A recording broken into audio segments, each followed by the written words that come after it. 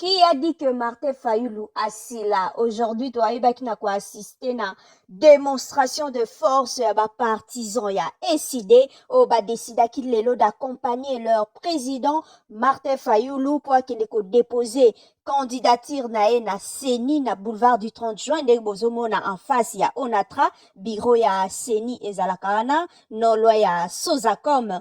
Et voilà, c'était aujourd'hui. En tout cas, Batouba Loba Loba Mingi, Martin Fayulu, ceci, Martin Fayulu, cela. Et là, voilà, c'est le peuple qui l'accompagne, c'est le peuple bazar à côté naé pour nous accompagner parce que les élections s'annoncent, la fin, la clôture de dépôt des candidatures pour le candidat président, c'est 8 octobre.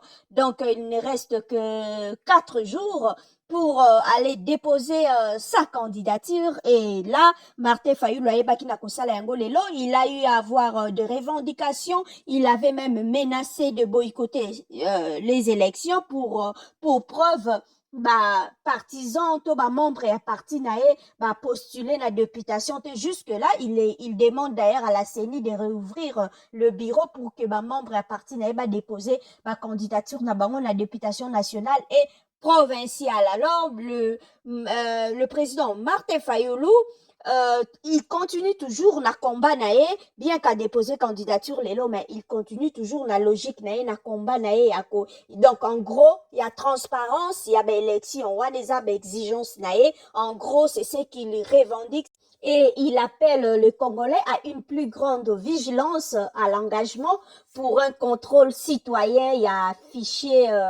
a fichier électoral qui est déjà pour lui, c'est déjà corrompu. Donc, Martin Fayulu dit que nous devons nous préparer à la tabulation parallèle de résultats de vote et à sortir massivement dans les rues à travers la République en cas d'un nouveau hold-up électoral. Ndenge Salamakina 2018 pour lui.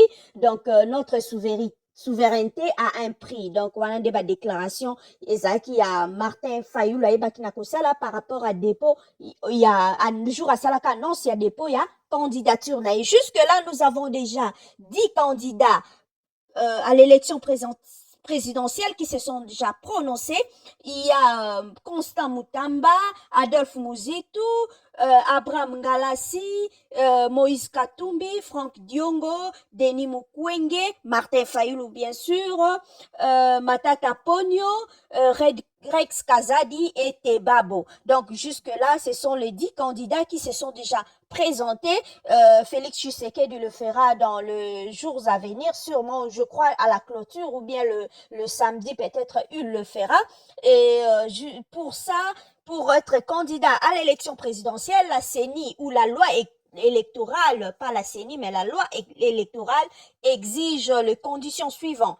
Il faut être de nationalité congolaise d'origine, être âgé de 30 ans au moins, jouir de la plénitude de ses droits civils et politiques, avoir un diplôme d'études supérieures ou universitaires, ou soit justifié d'une expérience professionnelle, avoir la qualité d'électeur, donc détenir sa carte d'électeur, et une lettre de consentement conforme au modèle fixé par la loi électorale, une fiche d'identité suivie d'un CV détaillé, 4 photos format passeport, un symbole ou logo de son parti politique, sauf pour les candidats indépendants.